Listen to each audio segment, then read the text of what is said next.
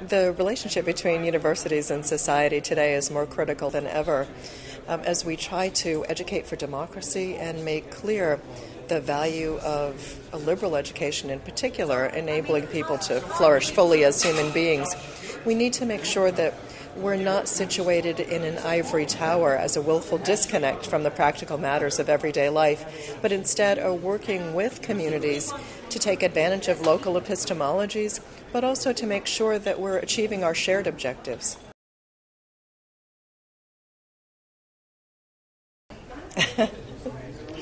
Universities need to be grounded in their communities more than ever. There's a growing mistrust of higher education in the United States, such that in the past there was a notion of higher education as a public good.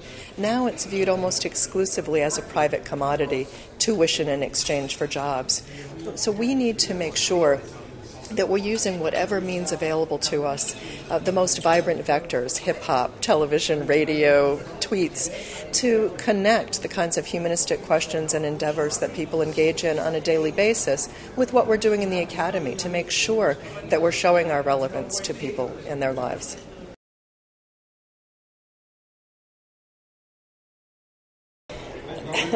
The advantage of technology and programs like edX is that they provide greater access to students who otherwise wouldn't have access to higher education. The challenge is that they have such a high attrition rate.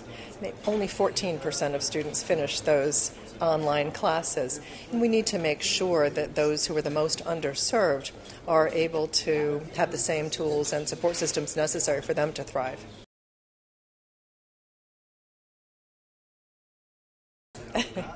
The populist tendencies all over the world have created an urgent call to action for colleges and universities to insert the truth in public discourse and debate.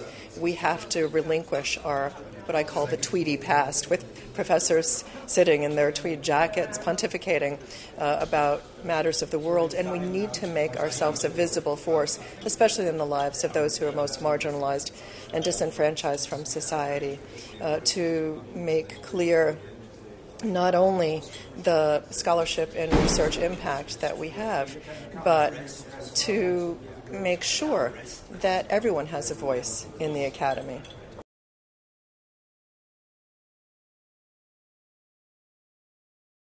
There's a concern about the corporatization of higher education, primarily around academic freedom and the pursuit of truth. So there's a fear that as companies become more invested in colleges and universities, that will erode the autonomy that institutions have in being able to create curricula that serve the needs of students. So in a globally interdependent world where rapidly changing technology means rapid obsolescence, our students need to be prepared with those skills that will enable them to solve the unscripted global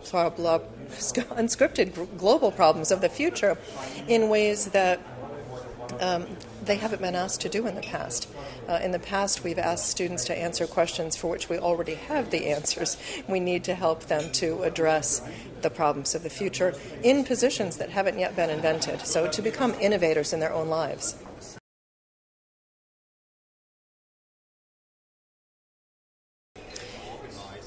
The third mission engages communities in the work of colleges and universities.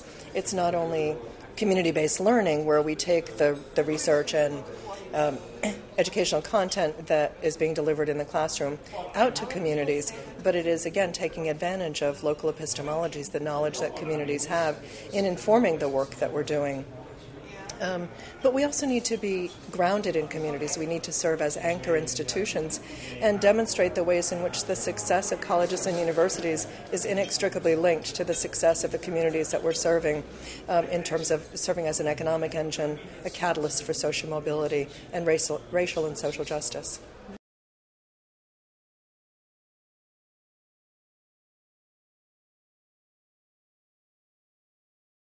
It creates access by allowing people to imagine that they deserve a place in the academy as well. I do a radio program on National Public Radio in the United States called the Academic Minute, and it's an academic minute, so it's 90 seconds. It's longer than a minute. But it delivers to the audience the kinds of issues that are being addressed in the classroom, the kind of research activities that are taking place, to make sure that we're getting outside of our echo chamber. We're not talking just to ourselves, but are talking to those most directly impacted by the work that we're doing, inviting them in. So if you don't feel like you deserve a place in a college or university, it doesn't matter how many times we invite you in, you're not going to come. But making clear the ways in which you might inform our work helps people to say, okay, I can then take this risk and apply to a college or university. So I see this as committed to a sense of racial and social justice. No.